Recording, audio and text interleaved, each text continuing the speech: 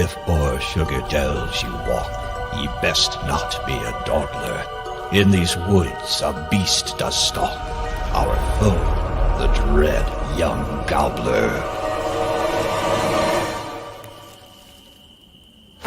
Stay sharp with weapons handy, for it strikes out in a rush. With its coming goes our candy into licorice underbrush.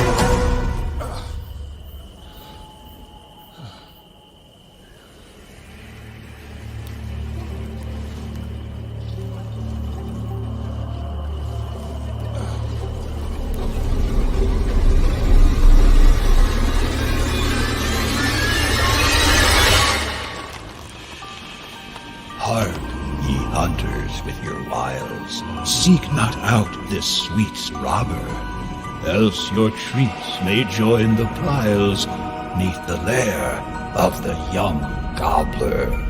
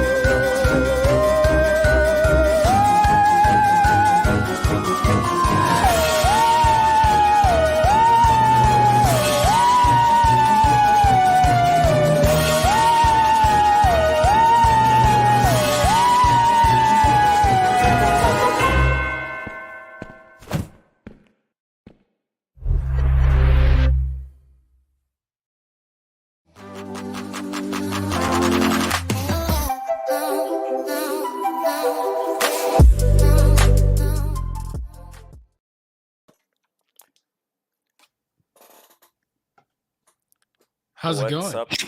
What's up, everyone? What's happening? Hey. All right. Well, I should probably share my screen so that we could do the housekeeping. You know, these things are kind of important here. And 3, 2, 1, maybe go. There it is. See, man, it is Monday. Welcome, everybody, to today's demystifying session. This is what we'll be talking about here in a moment. But first, we're going to talk about our housekeeping. So I'm excited for today. Halloween Eve. A lot of spooky stuff. My kids are excited. Are you dressing up, Rodolfo? Yeah. For Halloween? Well, not today, but we don't celebrate Halloween in Portugal. I'm just the weird one that does, so. That works. That works. So welcome everybody to today's demystifying series. We are continuing on with our kind of spooky theme that we've had, more Halloween based. In the first 3 weeks, Rodolfo has done an awesome job talking about his process in ZBrush of creating assets, doing all kinds of texturing, moving to substance and back. And today we're going to be talking a bit about Photoshop and post-production, looking at 2 different renders. Today's going to be a little bit more focused on more how to create some cool renders or effects in Photoshop quickly than more of the elaborate post-production that you've seen me do in the past. We have an awesome series from Demystifying on the entire post-production process and how to do certain things. And today we're going to be focused a bit more on really quickly creating cool art for social media, things like that. So as always, maxon.net. If you head directly to the website, there we go, you'll be able to read a bit more about Something Arise production that we saw in the kind of pre-roll here. It's a really cool short film, A Haunting in Candyland, definitely worth checking out. Next, we have the Maxon events where you can find and register for a lot of cool free training series that go on throughout the month. Multiple shows a week. So this is definitely cool to check out.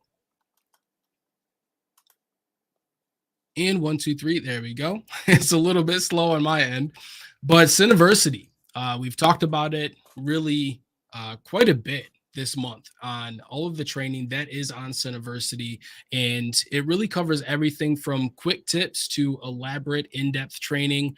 You'll hear a lot of the different trainers in here go super in-depth and some fun rabbit holes on what you can do in Cinema 4D and also Red Giant, Redshift, and so on. Next, we have our monthly passwords for the free t-shirts. All you pay is shipping.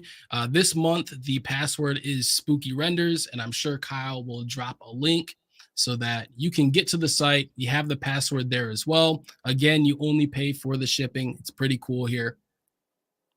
And lastly, we'll talk about the Maxon certification if you're interested in going down the certification route to either be a certified pro user or get into instruction and educating in Maxon products.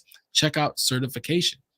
All right. So today, I believe we're starting with Rodolfo. We're going to cover a few things that we've sort of glossed over, kind of more filling in little tidbits in ZBrush, a little bit of the rendering there, which is directly going to correlate to what we're talking about today in Photoshop.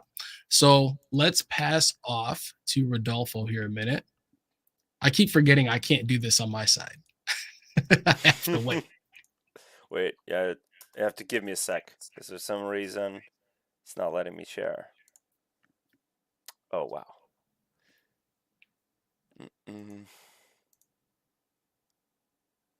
Is it gonna work? I know that mine was actually a little bit slow as well when I popped into doing it. And then it showed up on a whole different screen. It's like the first time using a computer. You just don't know what you're doing, and sometimes it works out, other times it doesn't. It's just not, for some reason, ZBrush minimized, and now it's not letting me share because I was sharing the app. Oh, there it is. Okay, let me just open the file. This is from ZBrush Live. This is not what we're covering today. And is it gonna work? Maybe, possibly. Hopefully. Nobody ever knows. Oh, wow. Okay, there it is. Whew, that was close. Close one. There we go. So, hey, guys. Now we're on. So, last week, we covered a few techniques on or workflows on how to use ZBrush in conjunction with Substance Painter to create texturing, like actual 2D texture maps, to reapply them in ZBrush to create the coloring and the materials here in ZBrush. And today I thought we could do a really quick recap. Not recap, because I haven't mentioned this before, but at least a cover. Let's cover the rendering system in ZBrush and the BPR filters as well, which is something I use a lot. I use this workflow that goes from ZBrush to Photoshop when I'm doing ZBrush renders. When I say ZBrush renders, I don't mean Redshift. I mean the actual BPR rendering system in ZBrush. And usually I use that to when I want to get a really quick and cool looking render without having to wait hours and hours for it to finish, because especially in stylized scenes like this, you don't really need to have this super complex render to have, like, I don't know, some quick thumbnails or something for social media again. So this might be the theme of today, going over like social media renderings. So if I press render, this BPR filter, you can see what's going on. It's usually, it casts some shadows, and it all has to do, everything that it's doing here, it's going to be tweaked in this render tab. It's actually over here. Where is it? Yeah, there it is. So it's this render tab. I just docked it here on the side of my screen.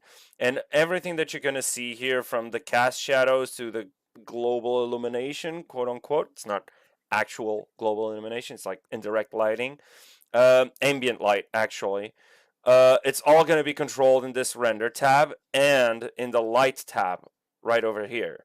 So let me just dock a couple of these tabs that I'm going to use, and I can sort of minimize the tool palette, because I don't need it right now. But I am going to dock the light and the material. So let me just push this up. Is it going to work? Let me just take this out again and put the material tab first and then the light on top of it, because the light is usually a smaller palette. There we go. So starting out, you start out with your material, right? So you have to assign a material. In this case, I already assigned a couple of materials.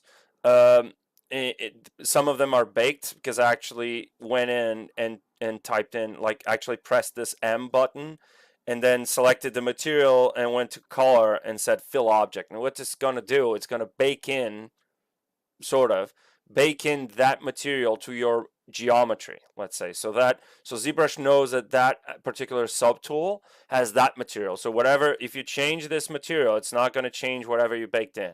So in this case, I'm going to use the orb clay, and I have one light source. So in the light tab, what I usually do is I tweak my light to have a 3-point lighting system. So it's a very basic kind of setup. If you studied any sort of photography or cinematography, you know about this system. It usually has a key light, then there's the rim, actually the fill light, and then the rim light, right? So I tried to create that or mimic that in ZBrush. So you have this fill light right here, which kind of becomes its own key light, because in this scenario I didn't want to have like a very harsh shadow, let's say.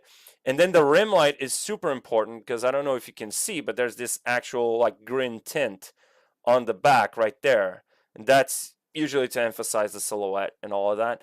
And if we render this, you can still see it right there, but it's not like super evident, right? So in Photoshop, what I do is I export some render passes, and one of those render passes is going to be the rim light isolated. So that means I'm going to apply a clay render, create a clay render with everything turned off, except even the textures and all of that, except this rim light, right? And when I do that, I want to go to render passes, BPR render passes, and you can actually export these out as separate images. In that scenario, I was going to do this shading render with just the rim light, right? But let's go back to what I really wanted to talk about, because I don't want to hog too much attention out of Dustin, because I know he has a lot of cool stuff to show you guys. So what I'm going to talk about today is actually the BPR filters, which is something that a lot of people still don't use, and it's an old feature from ZBrush. This was here, I think, before Keyshot even. I'm not really sure, because I wasn't a ZBrush user at the time. This is super old. This is way before my time. So BPR filters are basically ways for you to do quick kind of post editing on your image, on your render, inside of ZBrush. So what this does, let me just do a quick render right here. Once you click render, the only thing you can't do, if you don't want to break your render, is move the camera, right? You want to move the camera, you don't want to sculpt anything, you don't want to touch your document. But you can change or touch the materials or lighting or shadows and settings. But the filters, if you turn on one of these filters, so in this scenario, just tap this little circle right there. Once it's an open circle, that means that filter is active, and you can immediately see that something changed. It doesn't need re-rendering. If I press render again, it doesn't do anything because it's already rendered. So this is like a layer in Photoshop, let's say. So in this case, you have a bunch of different filters here. If I want to add, in this case, a vignette, so maybe I want to add some glow. So if I go over here and I select, I don't know, where's the glow? And there it is, a glow. One of the things I want to do is I want to mask it. I want to tell it where do you want this glow to be. So if I want to go to mask 1, for example, you can press and hold control here to see what it's doing. So the mask filter modulates the model's silhouette. When it's at the maximum value, it's going to be, basically, it's going to be affecting whenever your model is.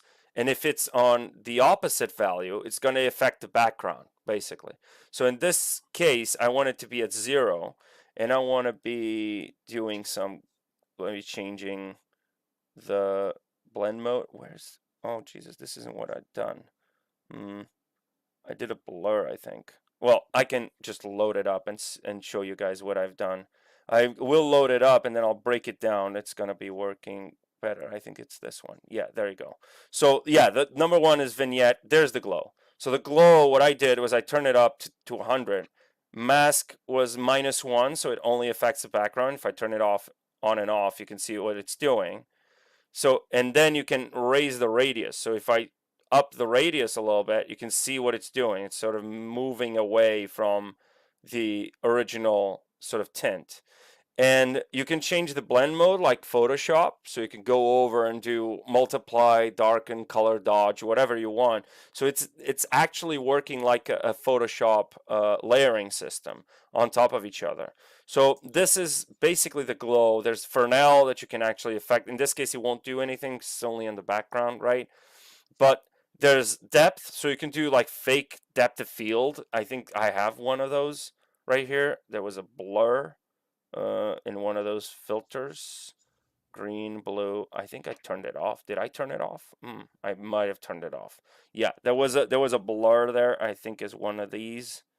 Posterize low. Yeah, I used to have a blur. So this posterize, for example, if I want this to affect just the object, if I push the mask down to 1, you can see that, well, it's not, you can see it slightly here on the coloring. It's kind of posterizing. If I turn it on and off, you can see what it's doing. It's very, very subtle, but you can add those sort of details just by using these filters. And again, it's already rendered. You don't need to change anything. It's just a matter of tweaking these values. So let's say I want to go here and maybe add another extra glow. In this case, I'm going to do here, going to go to glow, and I'm going to raise the glow up, go to mask. Maybe I don't want this. I wanted this to be in the middle. I want to raise the radius. And again, you can see it's affecting everything. So it's affecting the object. Maybe I don't want it to affect every part of the object, but I want it to be a little bit in. So you can see what's happening. What I do for debugging on some of these filters, a lot of what you can do is just toy around with the filters.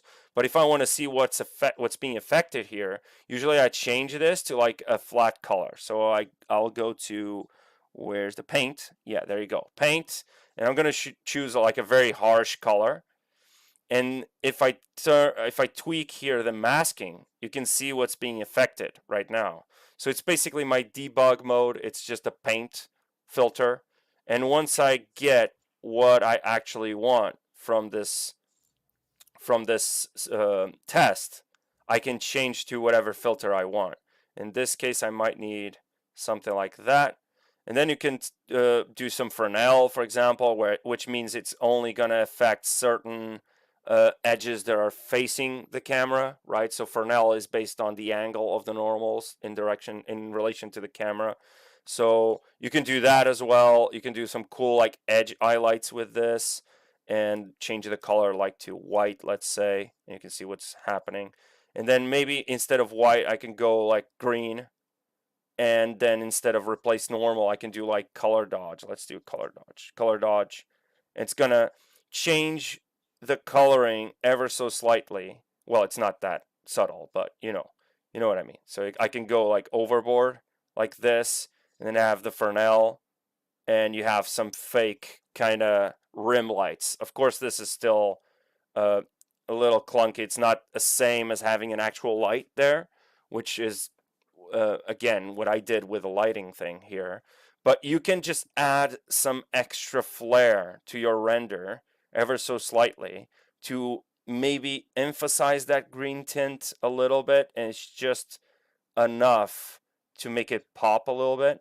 So this is effectively one of the tools I use, and I know I've been going on for 20 minutes already, so I'm sorry about that.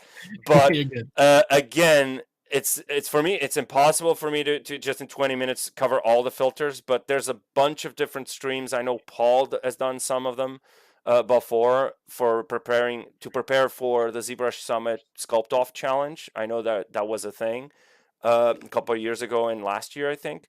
So a lot of people in the Sculpt Off just use the BPR filtering system because it's fast and it's very easy to change, and you don't need to waste a lot of time just waiting for renders if you really just want a quick, cool render. And after this, what you can do again is go over here to your BPR render pass and just click some of these and type in the name you want, and it's going to export images, and it will export. This is why I turned off the blur, because I was going to do it in Photoshop. So you have your depth render right here, which is basically it's going to control depth of field and lens blur in Photoshop, right?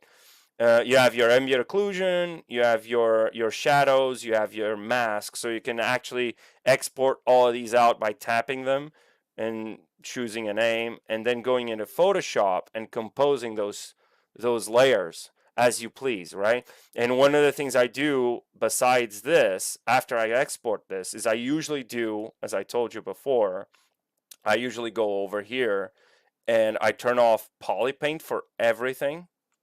And I turn off the textures like I did before in our previous stream. Texture off, and then just apply to all subtools. And now I change my material to one of these. So let me just say like a shiny material, go white. So you have, and now if I BPR, do a render here, I can just go to the shaded, and I export this, because this is basically your reflections, right? So it's a reflection layer, which you can also compose in Photoshop.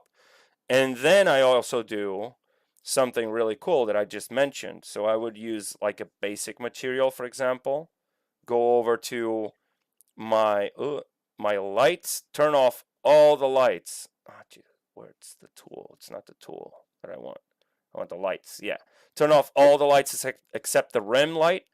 And in the rim light, I'm going to change this to a white color, because I can tweak this in Photoshop to whatever color I wish. So I'm going to do this, and if I render now, well, it has the filter, so you might as well just export the shaded one. And don't forget to turn off your ambient light, because otherwise it's going to be a little, it's not going to be like full on dark, you know. So this is what I usually do. And then I export this and compose everything in Photoshop. This is for like social media, like quick, like ArtStation thumbnails or ZBrush Central, or whatever you're using to post your artwork, to post your sculpts, to post your speed sculpts. This is the way to do it in my eyes, because it's faster, right? So you want something really quick that looks really cool. Just export these layers, compose them in Photoshop. Simple compositing, nothing too complex. And it's done, and you get your renders out. Eventually, this is the technique I used for the thumbnails for this series for the first 3 weeks. I rendered out with BPR filters, exported it to Photoshop, composed it, sent it on, and then we have our thumbnails that we were using for the last 3 weeks. I know this last week that it was actually yours, Dustin. So yeah. So we can actually we can talk about that and discuss that. So let's switch screens a little bit. Thanks for covering some of that in ZBrush. It's a little bit different. I totally forgot about the BPR render myself. It's been a while since it's been there since forever, right? And a lot of people just forget about it because there's all these other options now. But it's super cool, and it's super clean and fast. So I like it. I use it all the time. So right on. So today, let's actually we'll just carry on right from like the fast and easy approach that I've used multiple times, and sometimes I actually wonder why I get a scene looking good and then I render everything out individually just for a quick Instagram post or like a thumbnail for YouTube or whatever it is. I do things a lot of times harder and not always smarter, when sometimes you can get very good results by just winging it. So this is the thumbnail from this month, or this week actually. If you look on the website on the events page, this is the thumbnail that you'll see. And so this is what the actual render looked like. The funny part about this is I was rendering out the skull and was just messing around with things, and all of a sudden my computer decided it wanted to die. And it corrupted the scene file. And this wasn't even a cinema thing. This was actually my computer. Note to self, make sure that your NV link is working properly. I don't know what it was, maybe a Windows update or something, completely killed the render, Probably. completely just boom, whole computer was like down for a lot longer than I wanted it to be. So I was able to pull this in on my laptop and just kick out a thumbnail for today's stream. And this is what we ended up with. So we can talk a little bit about this first. The other scene here is just a very quick render of the scene that we've been talking about all month. So we'll see what we can do with this in very just quick and basic lighting that isn't nearly as elaborate as what you've seen us go through in the past. And so I was kind of curious to see and challenge myself at what we could do, just throwing in a couple quick lights. But we'll talk about this first. So let's delete the final there. And so when I'm putting renders in, and we'll just say a beauty render with no other passes, nothing else, the first thing that I like to do is actually go into camera raw. So the way that we'll do that is Control Shift A. That's going to open up camera raw for us right inside Photoshop. And if you're familiar with Lightroom at all, if you do any Lightroom adjustments, to your renders or anything like that, Camera Raw is basically the same thing. So you can actually share presets back and forth between Photoshop and Lightroom. So if we head to the preset tab, we'll see a whole lot that we have here. Quite a few of these are my personal. We'll just go to Comic-Con and see what some of these look like, because you're able to just set up presets and really develop like your own kind of look development in post-production and then share that across multiple renders. And so this is one of the main reasons why I like Camera Raw immediately when I first, throw an image or a render inside of Photoshop. I usually start to play around with those settings. However, with this one, we can kind of start a little bit more from scratch. And so the first thing that I'm going to do is take a look at my highlights tab. And this is one for me, especially if it's more of like a spooky type of image, I like to keep my highlights down. And that's primarily going to be because of this blue key light that we have here. And as we start to move down, we can head into the effects tab. That's going to allow us to use clarity. And so clarity is going to be providing some really nice contrast in our midtones. So you have your contrast slider that's kind of crunching your brightest point and your darkest point and kind of pushing both of those together. The clarity is going to add some really nice detail and enhancement to the midtones that you have in your image. And so this is one that I usually like to use even locally. For a render like this, it really doesn't matter too much, but when I'm working on full renders and scenes, I like to just make my subject pop with clarity. And the easy route to take with that is by masking. And again, this is only if we don't have any render passes or anything like that that we're kicking out. Normally, I work a lot harder with this than I may need to. Now, in this case, we will click on the masking button here. It's a little marquee circle. And once we click subject, it's automatically going to click the subject that we have or select the subject that we have in our scene. And if you have people or say characters, a lot of times if they're more humanoid, like it can go and select like individual elements of those characters in your environment. So it's pretty cool to work with that way. And then as you start to move down, you have a lot more control over the specific lighting. We can turn off the show overlay.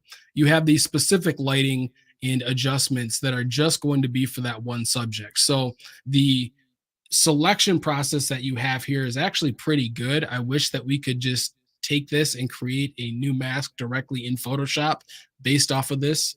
Adobe, if you're listening, let's make that happen someday. So that's the masking feature. Again, we don't always need it. In this case, I think we'll be okay without it. So we've boosted up the clarity and really gave some nice adjustment to the midtones that we have here. I think some of the shadows, let's head back into the light tab, see if we can boost those shadows a little bit. We see that we get quite a bit of noise inside here. And this is just more the JPEG artifact from the screen grab. It was quite low resolution. There we go. Let's see if we can move that a little bit more centered. And then lastly, on a shot like this, there's really kind of two areas that I like to work. So the first is going to be the color mixer. And so inside of this color mixer, we can take this red that we're currently working with, and we can start to adjust the values that we have here. And so this is how I got that more fire-ish color. And so we can work that a little bit more towards something like fire, and saturate a little bit more by bringing some of the oranges down to a bit more of a red hue. And now if we head to, let's just click on all, actually. There we go. So once you click on all, this is going to give us the hue, saturation, and luminance, if we scroll down, for all of the colors that we currently have in the scene. And so the aquas, I think I'm going to drop these just a little bit here, and we can do the same with the blues. And we can see that how that's working with the key light. So instead of doing it with luminance, I think what we'll do is actually drop the exposure, or sorry, the saturation here. And then we can do the same with the aquas a little bit. So we'll keep a slight kind of cyan hue to that and really let some of these fire looks pop. And now we'll take the oranges and the reds, and we can boost those up quite a bit higher. So that's going to give us a bit more of the hot spots that I may want for the fire that we'll add in. And then down in our optics, this is where we can start to work with vignettes. Now, what we'll do is probably not even do the vignette here. We'll talk a little bit more about how I like to do that in Photoshop, because personally, I like to really accentuate the subject in my scene by creating kind of a custom vignette and really just light gradients that go in multiple directions. But it's really not always perfect. However, this vignette works really nicely, being able to control how far that's pushing in, and then you can adjust the midpoint here. And that's really a nice way to throw a quick vignette in your scene without having to go too far with it. So the sharpening side is one that I like to use to add, obviously, your sharpening, but then also mask that off very quickly. So if you hold down the Alt or Option key and you slide this masking button, you'll see that we'll be able to really gauge the threshold of where all of this sharpening is taking place. It's also a very easy way to find flaws that you have. So in this case, we can see a lot of the JPEG artifacting and things that are happening all over the image here, but we can slide that down and really just sharpen up some of these edge details. Now, in this case, I'm not so worried about there actually being noise here. It makes it look like the skull's a little bit more worn than it was with just a default material on it, but it works out nice enough. Okay, so we'll click OK. This is going to bring us back into Photoshop. Now, it is nice because I had this entire layer as its own smart object, which means that the smart filters or the camera raw can be adjusted after the fact. Do you have a question? Oh, I heard something. No. I'm just, stoked. Yeah, so I'm learning, man. I'm learning too. Yeah, I really like doing this stuff, and I don't do it in this way often enough, to be honest. I work, like I said, I work a lot harder sometimes than I maybe need to. Maybe it's just used to working in production, and so you have to have all the layers and everything out. So moving along, we can immediately select our subject right inside of Photoshop. So you'll want to have the wand tool. So you'll see that we have the quick selection tool, the magic wand, and then the object selection. So object selection is pretty nice. This is, we'll say, a newer feature in Photoshop. But what this does is it allows you to actually hover right over your image here, and you can choose your subject or different objects in your scene, and it will automatically mask those out. And so we can see here that it's done a really good job already. And part of this is because we have a really nice separation from our object or our subject to the background. And so that's really a key thing that you want to look for, especially in your renders. If you're looking to do this type of quick post-production, you generally want to have some nice lighting with rim lights and so on. I'm working on a pretty cool Cineversity tutorial right now, actually, on Redshift lighting and photographic principles. So if you're interested in that, it should be on Cineversity here a bit later. So it's coming up. Now, with our subject selected, what I'm going to do is actually just press Control J or Command J. It's going to duplicate the layer. I can call this skull. And just for kicks, we will create or convert that to a smart object. And now we have the skull by itself, which is going to allow us to start layering different things in front of and behind this. So as I'm starting to work, if you've seen any of my work, my website, dustinvalkema.com, you'll see that I do a lot of cosplay photography. And so I'm layering not only 3D rendered elements, but also the photo that I have, and then a ton of different overlays back and forth. And so the key thing about the way that I like to work is immediately separating my subject from that background. And then I can layer in front of and behind that. And it just makes everything a bit more seamless instead of strictly working off of masks and the layer masks inside Photoshop. So we can grab some different overlays. So we'll start layering in fire. And we are going to be using the fire effects overlays from CG Hacks. It's the, let's see. Let's start off with Grungy Flames. So all of these overlays are on cghacks.com. If you're interested and want to check them out, as they currently take their time to load, you may not see anything. But what we'll do is we'll just start to pull some of these directly into Photoshop, and we can talk about how I layer these in the scene to really match the way that the lighting is happening here. So we have a nice light that's underneath the skull. It's basically just shedding light up from the bottom to the top. And then we have two different rim lights, one on either side of the skull, and the key light that's kind of coming down, casting that more cyan light. And so as I'm starting to layer different effects in here, I'm really taking note or more thinking about the way that I lit the scene versus the way that the elements that we're placing in are going to play off of that. And so in this case, I really want to focus on the skull. So I throw my first fire overlay in here, and immediately you can see that it's pretty sharp. So we'll use Gaussian blur for this. A lot of times, if I'm working on production assets and so on, I'll actually go into the blur gallery and use the field blur. It gives you a lot more options, and there's a lot more that you can do with it and kind of focus on different points and elements within your scene. But for the sake of today's sort of quick and dirty approach, we can just add a Gaussian blur here.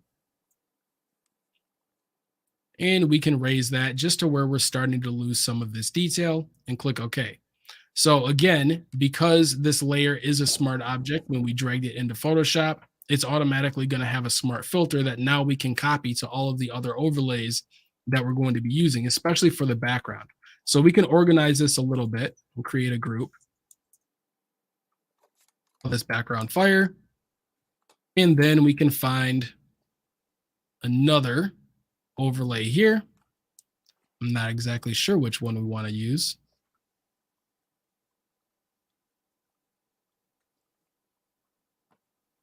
I'll give it a moment to think. You got to love streaming while you're doing some of these things that you do every day. I know you've dealt with it, Rodolfo, all month. And so for me, it's just kind of one of the funny deals here. It's just happening, and it always happens. It's always when you're streaming. Happens. So we might end up with like 5 layers. Oh, maybe not. Okay, there we go.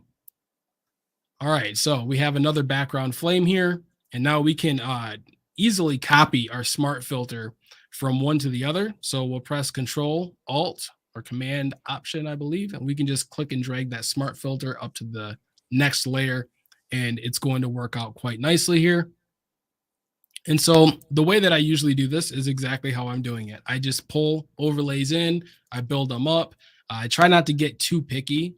Most of the time I realize that, you know, it's like I've said already, like I put too much time and effort into thinking about what I'm going to do, and then going through all of the different render layers and everything else. And ultimately, like having a finished piece is often better than having a perfect piece, because you can get to the rest of the stuff that you have to do throughout the day instead of tinkering with layers. I'm so guilty of it. It's crazy.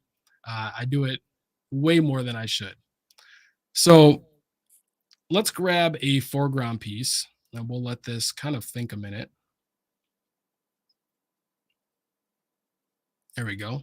It doesn't matter what we use here. We'll just pull some fire in, we'll create a little bit of foreground fire, create a new group. There we go. Pull it into the foreground. Maybe make it just kind of bloom right off on the edge here. Something like that. There we go. And because we made it so big in the scene, we don't really have to worry about blurring that heavily. And then we can throw some embers in. So we'll grab some of these embers. Now, I usually like to work with larger embers if I'm working in the foreground and maybe have like a slight blur to those, just show some nice foreground detail, and then a smaller set of embers that we'll use for the background. And so let's do the background first, actually.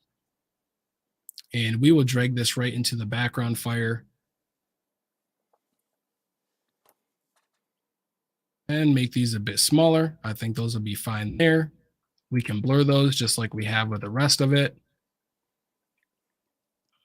We'll go back in and we can grab another set of embers and just move those up to the other side here. Maybe have that slightly go off screen. And just copy the effects back to those. And then we can do a set of maybe mid-ground. So it's kind of like small, medium, and large size details here. And so with this set, we'll throw these into the foreground fire group. And then we'll actually just duplicate this overlay and just rotate it so that it doesn't all look like it's the same here.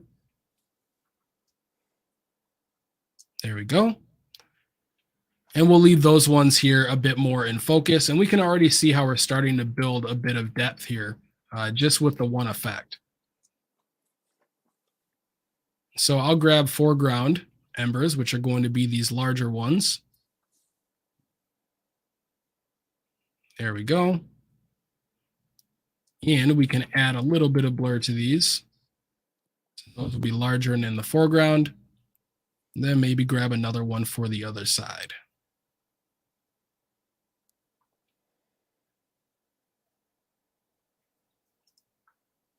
There it is. Out just a little bit. Okay, so at this point, we've already got kind of a solid base. The only hard part to this is that we have a very solid background layer. So it's all looking, I mean, this could be pretty cool, just rendering and putting some glow on this as it sits. But normally I'd like to have a bit of texture in the background.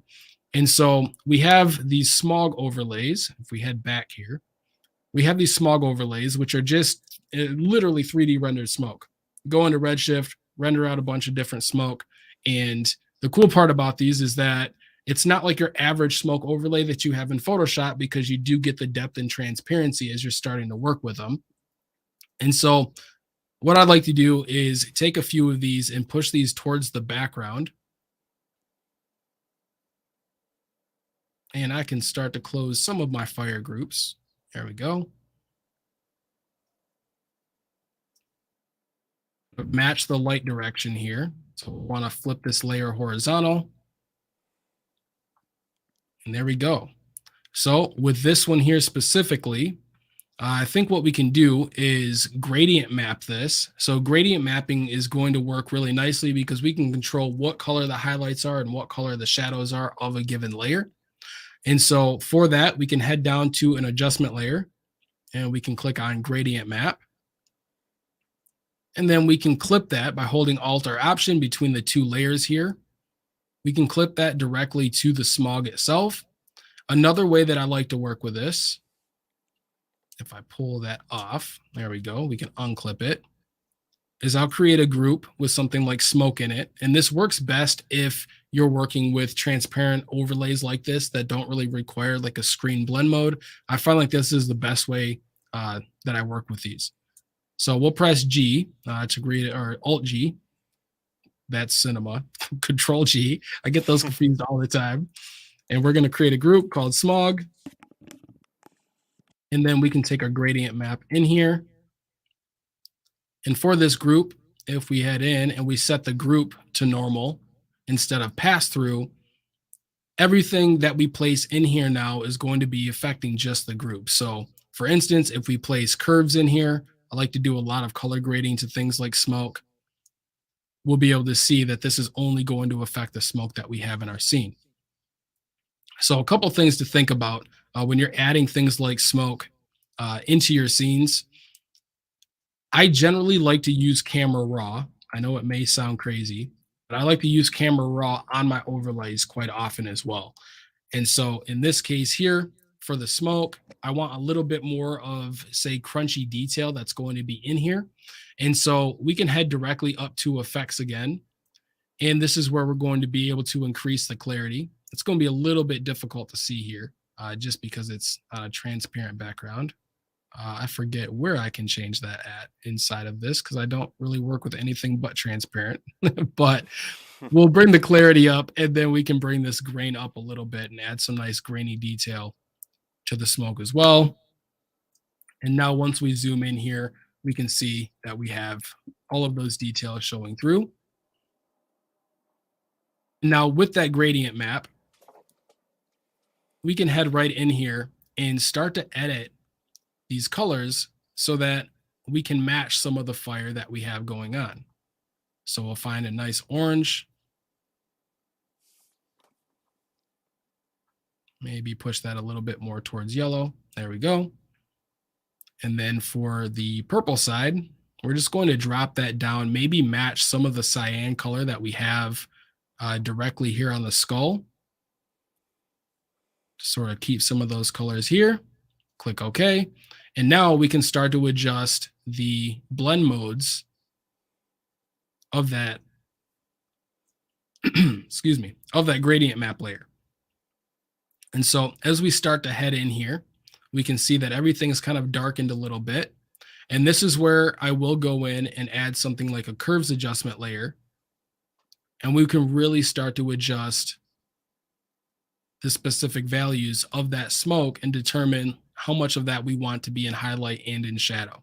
And this is something we can also do in camera raw, but it's a little bit easier to do this when you're seeing it directly in the Photoshop viewport rather than being in camera raw. So we have soft light. Maybe let's change this down to color. I think color is going to work a little bit better for us. And we can head in here and start to tweak some of the saturation of these colors a little bit more.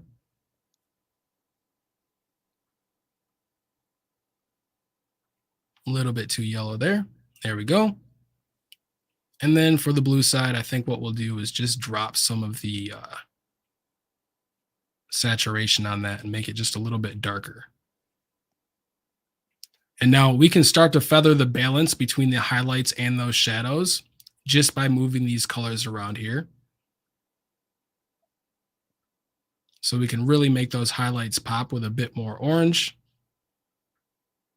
and then feather it off slightly. All right, so there's one round of smoke. The cool part is again, we can easily start to add a few more overlays that are going to be underneath this.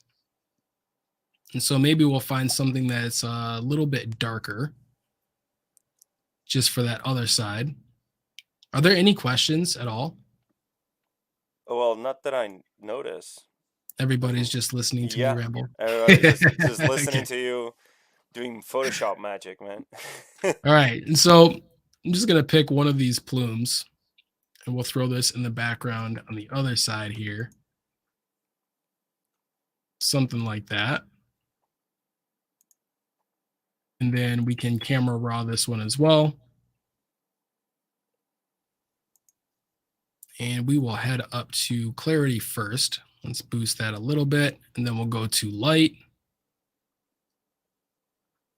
Maybe boost the whites. There we go. So the whites are going to give us a little bit more of that contrast, and then we can push the shadows down a bit.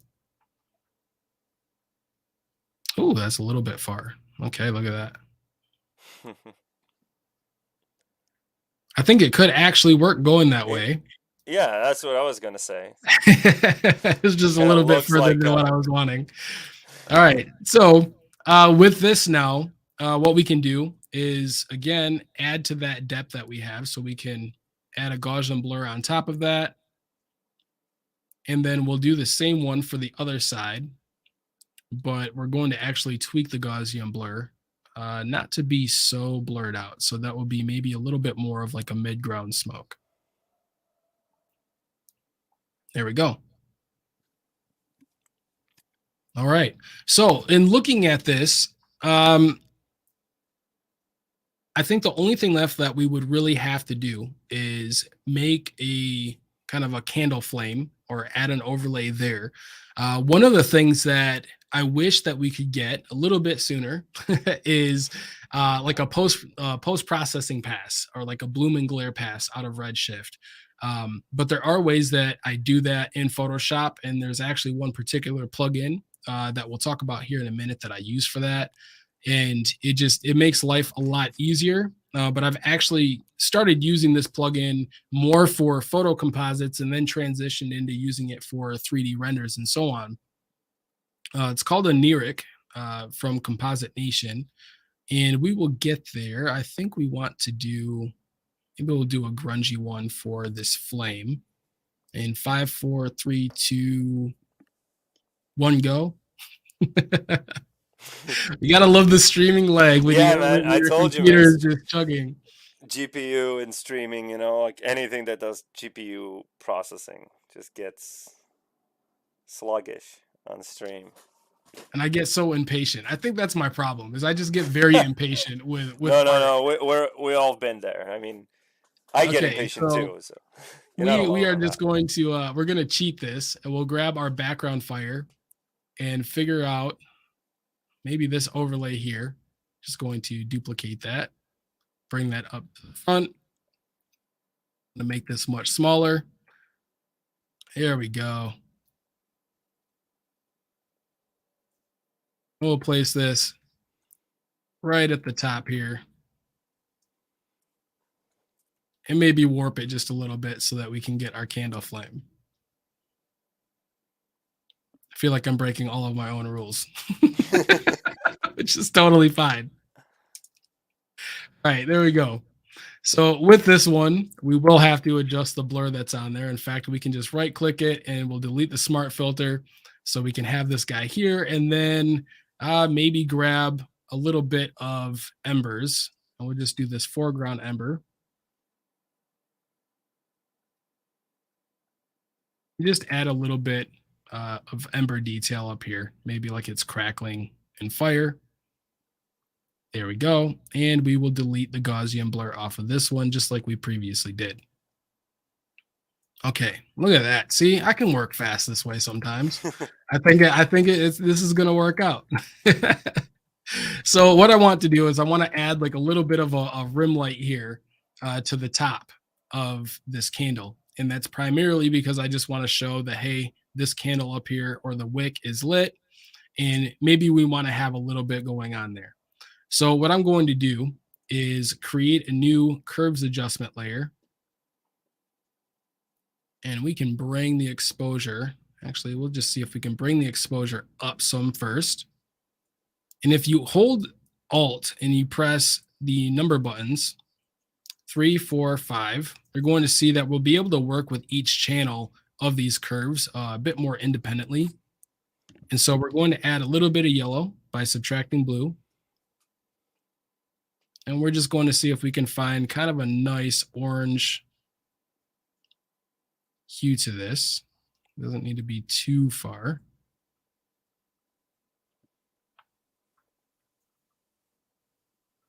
Add a little bit more red. There we go. That'll work out. Now, if we double click this layer, we're going to bring up some blending options, and we're going to be able to move this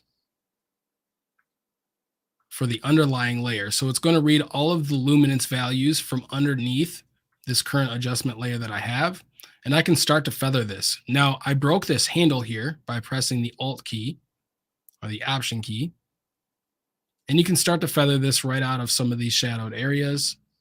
We can click OK. And now on the layer mask that we have here, I can invert it, grab a brush, Let's see if we can actually make an object selection of this. I'm not sure how well this will work. Wow. Okay. That actually worked out really well. So now that worked out way better than I expected it to. Just not being, like maybe a known element that maybe it knows that it's looking at a candle. I have no clue. Is that the And so all I'm doing now is AI just going to content paint. aware thing? Yeah. Yeah. That's pretty cool. And so now I'm just going to paint here, maybe decrease my flow quite a ways. In doing this, I might be able to mimic just a little bit of subsurface scattering here. Usually when I'm painting like this, I usually use kind of 2 layers, and I'll have one layer that a bit more matches, this orange light color that we have going on. And I think this is just easy enough to maybe make the candle look like it's a different material. A little bit, while still leaving a bit more of that brighter area up top. There we go. Close enough. All right, so at this point, the last thing that I would want to do is add a little bit of bloom and glare to this. I've already talked about it. It's Composite Nation has their plugin Oniric. It is going to give us plenty of the glow that we need. Now, I do want the fire and the oranges to really pop. And so I'm going to click into the channels here and take a look at the red channel. I can Control or Command click this red channel. And then down at the bottom, we can add that selection or store that selection as its own alpha. So then I can deselect. And now I can use either a levels or a curves adjustment to really crunch these values down. And so that's going to allow me to get past using a lot of that background. And you see that we're now picking up a lot of this smoke and just letting everything kind of die off as it gets to the background, because we don't want to add kind of a bloom and glare to everything. We just want to have a nice bloom to the fire and the harsh highlight elements of this. So with that done, we'll see that we have Alpha 1 now, and we can take a look at Composite Nation's Oniric. And so this is, once you click new, this is really going to just open up kind of a proxy version of your file. It's basically right inside of a smart object. So you're going to do all the work here on a lower resolution model, then it's going to update in your primary scene file. Geez, it's 1 o'clock already. We've been on for an hour already. See, really? Yeah, it's crazy. Wow. So, I thought that was me. The last few weeks, I thought that was me. I mean, no, it's I told you last week I do the same thing. All right, and so immediately we're going to be able to see some nice bloom and glare here. I don't want to get into all of this because I know we're talking more about specific like Photoshop and post-production, but this is one of the bigger tools that I use all the time for bloom and glare. So I kind of need to show that off because it's a really cool solution, until we get like a post effects or a bloom and glare layer out of Redshift. So with this here, the cool part is I can add a mask and load a channel right inside of the plugin. So we click on load and then load channel. Oh, I did that twice. Click the check mark. So once we accept that, now we are able to just get the bloom information on the brightest points of the fire and the lighting on the skull that we had already created. Now, if we click on X-ray, this is going to give us a pretty cool heat map that we can adjust the threshold up here above to really see. So we can add a bit more to those highlighted ranges, or we can decrease that quite a bit and really start to art direct exactly where we want all of this glow to take place. Now, I usually get pretty lazy when it comes to things like fire. So once I have my channel created, I will head directly into this, can turn off X-ray, and I will click on the little color wheel, which is going to allow you to just create a color for the glow that you have rather than using what's in your scene. And so this is already a pretty good looking fire. And that's pretty much how I do it. Cool. Yeah. So it looks amazing.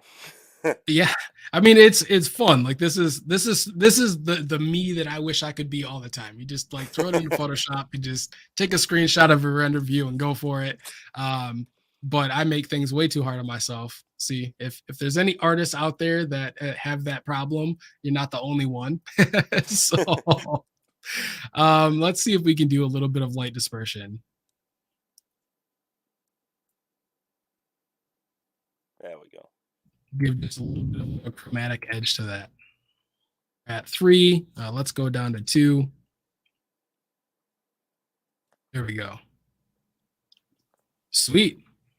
All right, so now at this point, we can go ahead and save it. As I said, it's going to basically render everything out, and then it will update in our primary file. There we go. Okay, so the final stage to this, like I could just be done with this and leave it as it is. However, like I said, I don't ever do that. So we can create a stamp visible layer on this. And this is more if I'm working directly in Photoshop. Sometimes for various projects, like I'll actually go into Lightroom and finish everything in Lightroom because it allows me to batch edit. If I'm doing things like photo packages for the cosplayers that I'm photographing, I like to keep everything graded the exact same way. But if I'm working right inside of Photoshop, I'm going to create a stamp visible layer, convert it to Smart Object, and then here is where we can finish this off with a color grade right inside of Camera Raw. That's going to be a smart filter, so then I can go back and adjust that if I really need to. So in this case, we can add a preset and take a look at some of the preset options that we have here. I feel like you can tell already that I have a very dark and moody like grading style all the time. But this is pretty much how it goes. Like this is where I also get lost in Lightroom because I like to just create and recreate different elements. Now, once we select one of the presets, we still have all of these adjustments that we can start to work with. And the cool part is you'll see that we don't have any light adjustments on this currently. However, we will have detail adjustments, and that's because we can see that the little eyeball is turned on. And then we can head in here and adjust some of that sharpening, maybe bring it back down. And then we can start to work with maybe the color grading here and start to really add some of these colors that we were inspired by when we started the whole thing.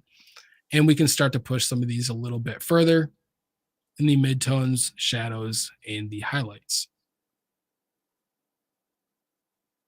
And so for all intents and purposes, we'll just close that out. And then because I'm nitpicky, we're just going to mix between the two and call it done. See, that's the fastest thing ever. Cool. I mean, we're talking on a stream, you know. Okay, you beat me. It's faster than BPR and the other workflow. So long story short, the professional way is to screenshot your render view and then just do the rest of it in Photoshop. But yeah, this is the type of stuff that I like to do quite often, you know, as I'm building different looks. So I know that we are quite a ways over time at this point, or will be as we move forward. So there are a few things that I can show in this scene file because I know we'll be talking for a whole nother hour if we go into this.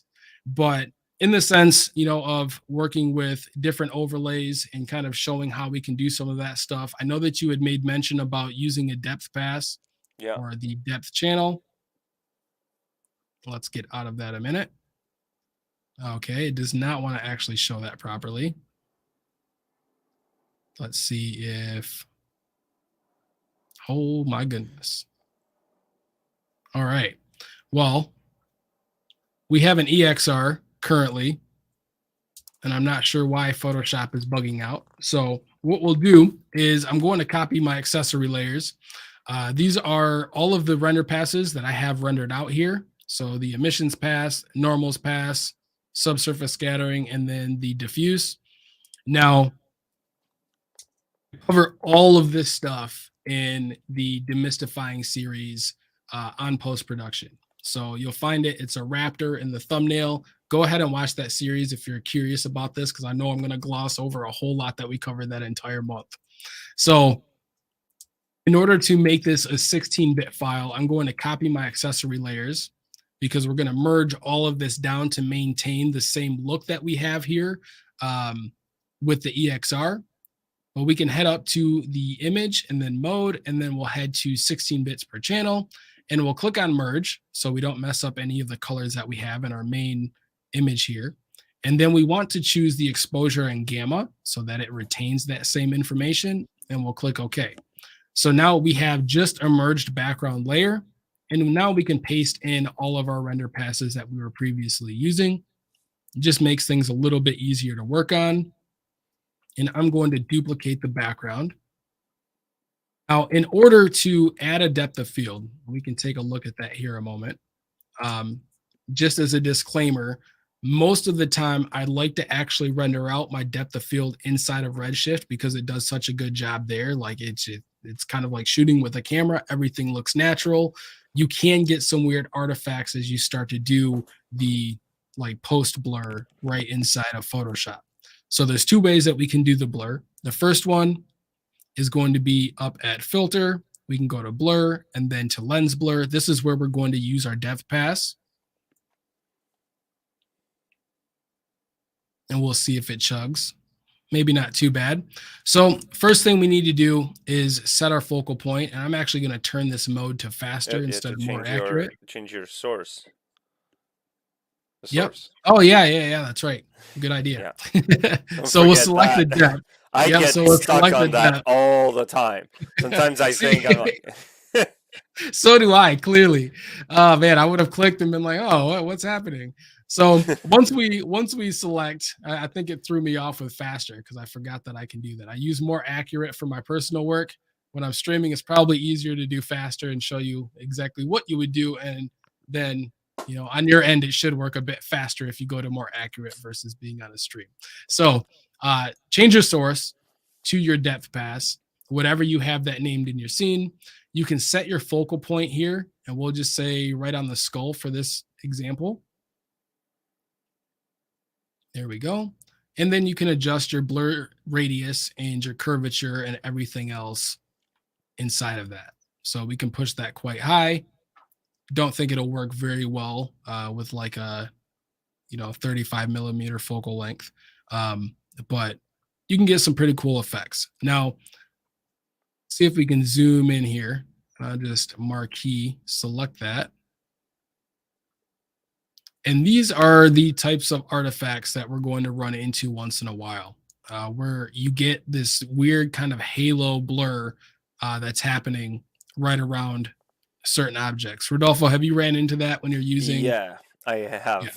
Yeah. So this is one thing that normally, like as a post-production artist, we're having to paint out and then paint in certain parts of it, and it can be quite a hassle. So this is kind of why I like to do this stuff in Redshift. Redshift handles blur and bokeh and all of that stuff really well, and I like to go that route. Now, with this, if we create a smart object, we can use the neural filters. So they do have a depth blur now in the later versions of Photoshop that has a depth blur neural filter all the way at the bottom here. Let's zoom in some so we can kind of see skull a bit better. And we'll just activate the depth blur. There we go. And give it a second. It's going to take a little while here. All right. And so with this, similar to how we were in the other one where we can select our subject, we can do that here as well. Click to edit focal length, and so, or focal point. And so we can click right on our skull here. And that's going to bring our skull into focus. And if we zoom out a little bit, we can see that it does a fairly good job. And when I say good, I mean that there are going to be issues with it similar to the other method. Now, if we head down to the bottom, we can also output a depth map. So when we were working in the skull scene previously, said we maybe had like a bunch of skulls that were in that environment, we can actually create or try to create a depth map from that by outputting the depth map only. And so with this, It's a little bit different because we don't have a whole lot of contrast. I would spend some time creating some cool contrast, but we can see that as far as the larger kind of main shapes go, we have a pretty good depth map that we can work with this. So that's how I would go about adding blur here. As I said, most of the time I'm just going to render that out. Even if I'm just kicking out a depth map from Redshift that is on its own. Maybe I don't need all the normals. I don't need to have and rebuild my beauty layers, all of that stuff. I just want a depth map, maybe one or two other passes because I'm nitpicky, but it doesn't have to be a whole lot.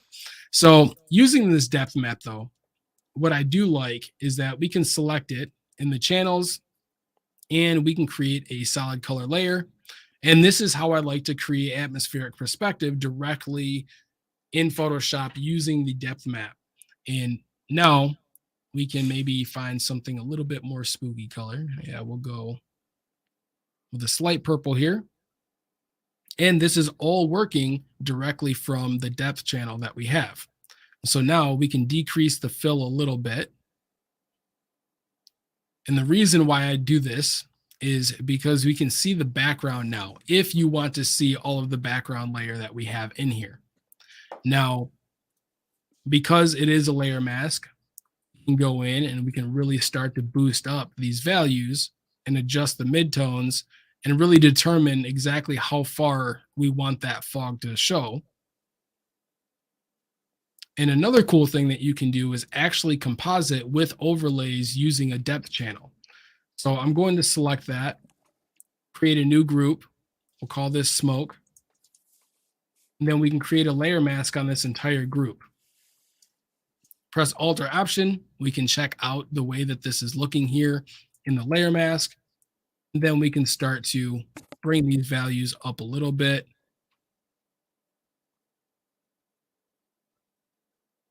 And pretty much all I'm looking for here is just to make sure that we have a pretty dark value right in front of the subject, or what I would consider to be the subject, which is the main skull and tombstone here.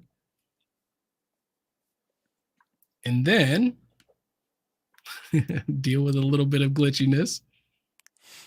Then we can head back into our overlays. We'll grab something like smog, throw in one of the overlays here. And then immediately flip that to match the direction of lighting that we have. And then we can throw that into our smoke group. And so now, if I take this overlay and I move this around the scene, you can see that it's becoming very prominent there towards the background, but we're still getting some of that overlay in front of other elements. And so again, this is where we can start to really crunch these values inside of the layer mask, and we can make parts of this more visible than others just by using the layer mask versus having to mask out each of these elements in our scene independently. So that's a good one to note. Another thing that I like to do, primarily on products actually, or if I'm using, say, like a skull render here where I have like just a standalone subject, it's a cool render. Maybe it's something, like this. It's a character, creature, not really as much of a full environment. But what I like to do is relight my subject with normals. And so we can hide. There we go. We can hide our fog for a moment. And then we'll turn on our normals pass. So the cool part about normals is that you have your red, green, and blue channels. It's what we're used to seeing, right? And so normally what I like to do is select the green channel. I like to create a nice pop of light coming from the top of my subject and then kind of darken some of the shadows that are down below. But what we can do is also change this up a little bit. And so we'll use a hue and saturation adjustment on the normals pass. If we can get it to go here. There we go. Select RGB, saturation. And then what we'll do immediately is just click OK so that that adjustment is here. And now we can start to kind of manipulate the way that these normals are looking. So if we select something like the red channel, we open up our hue and saturation again. Now we can adjust the hue slider, and that's really going to start pushing the light around the different sides of your scene. And so for me, this is where I like to add rim lights and do different things that maybe I didn't necessarily think to do when I was in 3D and rendering. And I'm like, hey, I just need to get this piece out, especially if it's for social media, things like that. When you're working on commercial projects, you usually have all of that stuff dialed in before you click render and go for it. So here you can really start to hue shift, is what we call it, your different normals. You can add your saturation, which is going to boost a little bit of the brightness, and you can work with it that way. And so each of your different channels is going to have a slightly different effect when you start to work with a hue and saturation adjustment on them. So I usually like to start from the first, I guess the first starting point in that channels that makes sense for what you're trying to do. So in this case, if I'm looking to adjust, say, a rim light, it might make more sense to start off with something like the red channel, because that's going to be facing from the left to right direction. And this one here is going to be top to bottom. So if I was wanting to add a little bit of maybe green light to the base, now we can select the green channel here, and we can create a solid color adjustment layer. Let me check that out. I feel like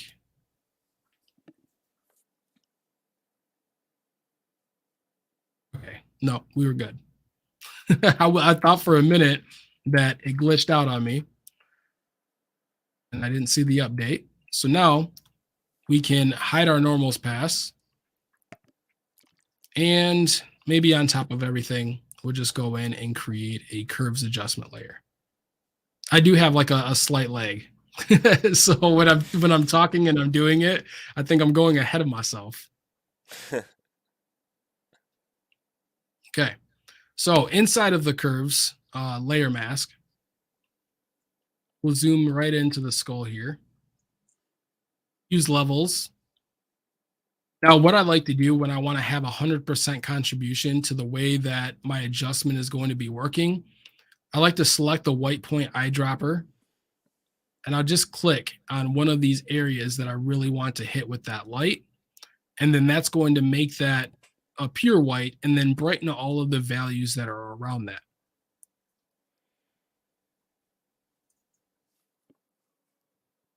And there we go. So now we have it clipping quite crazy here at the moment, but we are able to go in and start to make adjustments now based on that one area. So for us, in this case, if we wanted to make this, I don't know, maybe a bit more green, we can add some spooky light from the bottom, do some stuff like that. This is pretty much how it's done. And then I use this layer mask now to start feathering off certain areas of the scene that maybe I don't want to hit so much. So we can just start to bring things this way and dim it down where we don't need it.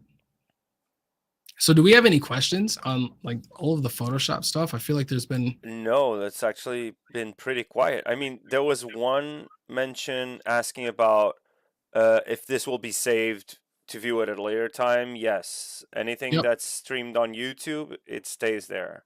On Twitch, there's a limit, I think, of a few days. But on YouTube, you can just rewatch it whenever you want.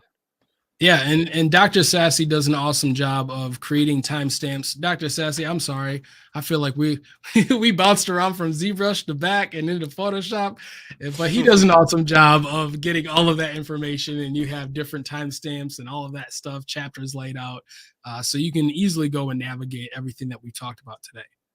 So from a basic render / screen grab to a pretty cool piece of art is pretty quick. And then we've talked about how to use a couple different passes, primarily the depth and normals pass, which are the two that I use more often than anything else, honestly, and how I use those. So if there's no other questions, I think we're about wrapped for today. I think there's not. Let me just check back. Yes, they were pretty quiet during the ZBrush section. pretty quiet. Everyone's pretty quiet today. It's like it's Monday, you know, like people are just Monday. people are lazy on Monday, you know. I feel that too. Like Mondays are 100%. we're all little Garfields, you know, like we hate Mondays. Everyone hates Mondays. So it's great. I mean, this was awesome, actually. I learned a lot about Photoshop. I feel like I want to do compositing now. I want to do some cool compositions, some cool renders, and just bring it into Photoshop and use this workflow. There you go. This is definitely it's my jam. I love Photoshop. Sometimes I feel like I learn 3D just to like go back to Photoshop after I'm done. Yeah, exactly.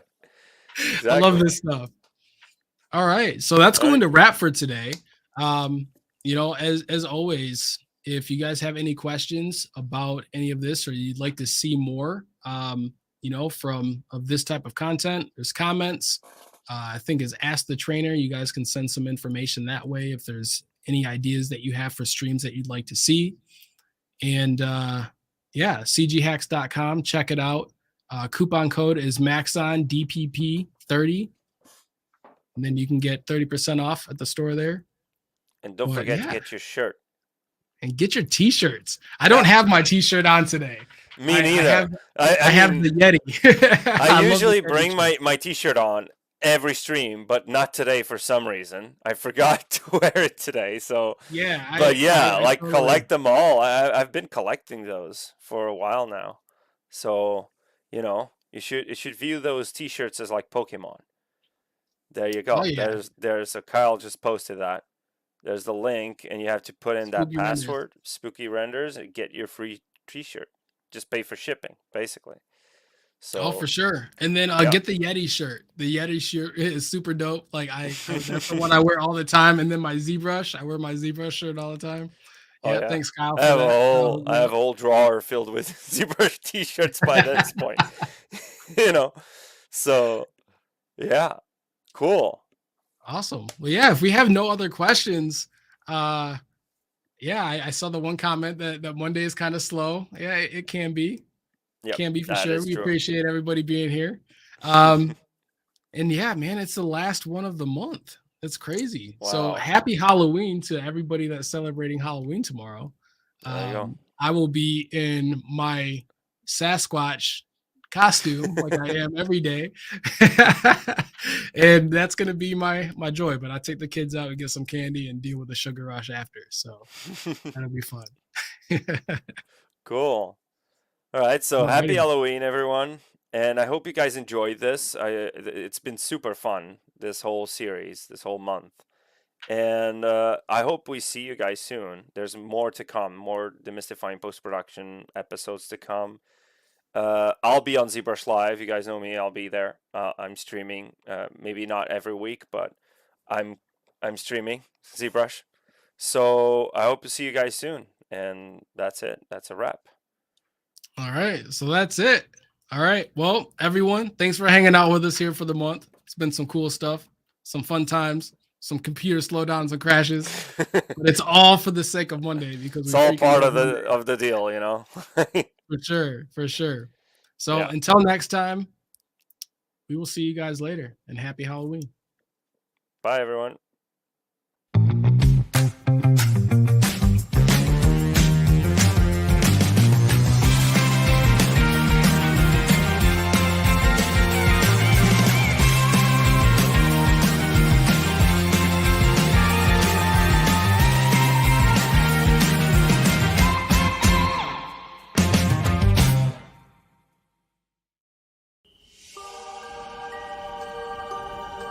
If o'er sugar dells you walk, ye best not be a dawdler.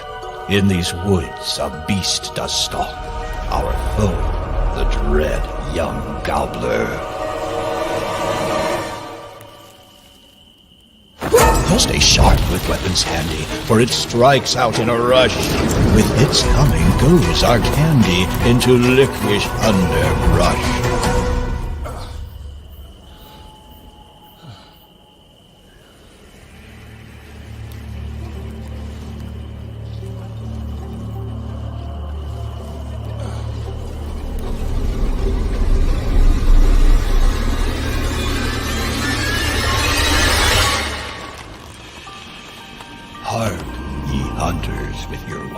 woods, seek not out this sweet robber, else your treats may join the piles 'neath the lair of the young gobbler.